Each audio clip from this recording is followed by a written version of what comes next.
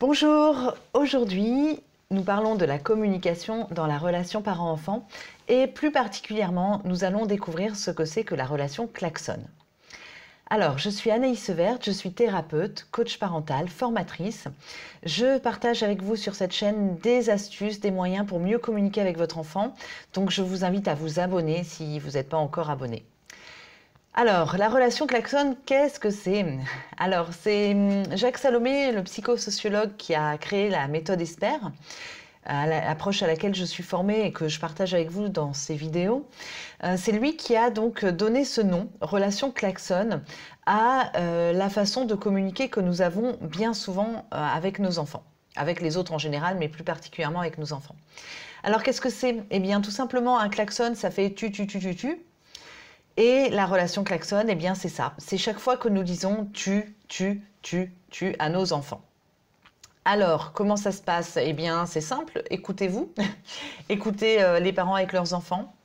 T'as encore oublié tes affaires. Tu n'as pas rangé ta chambre. T'es encore devant la télé. Tu manges pas assez de légumes. T'as mis de l'eau partout. Bref, nous sommes souvent en train de parler sur notre enfant. Nous ne parlons même pas à notre enfant, nous parlons sur lui, c'est-à-dire que nous sommes en train de le définir.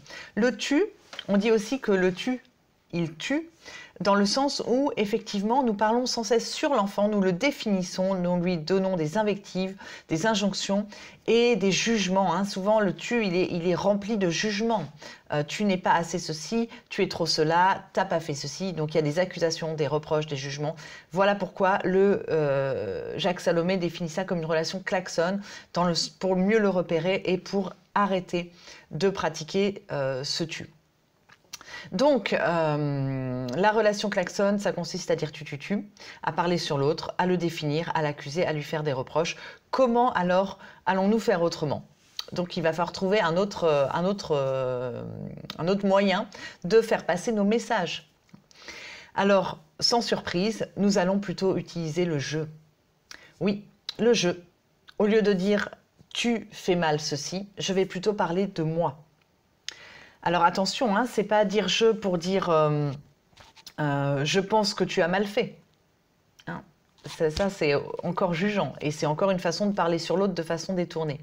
Non, ça va être un jeu de positionnement personnalisé avec mon ressenti par exemple. Quand tu laisses tes affaires traîner par terre, je suis gênée, je suis dérangée, je suis agacée. Vous voyez ce que je veux dire? C'est-à-dire qu'au lieu de dire « t'as encore laissé tomber, laissé traîner tes affaires partout », ce qui est un jugement, ce qui est un reproche et ce qui, vous l'imaginez bien, ne va pas aider notre enfant à recevoir le message et à avoir envie de coopérer. Si je dis « écoute, quand tu laisses tes affaires partout, je suis dérangée, je ne peux plus marcher, je risque de trébucher, je risque de tomber ». C'est-à-dire que j'explique à l'enfant ce qui me pose problème, sans le juger.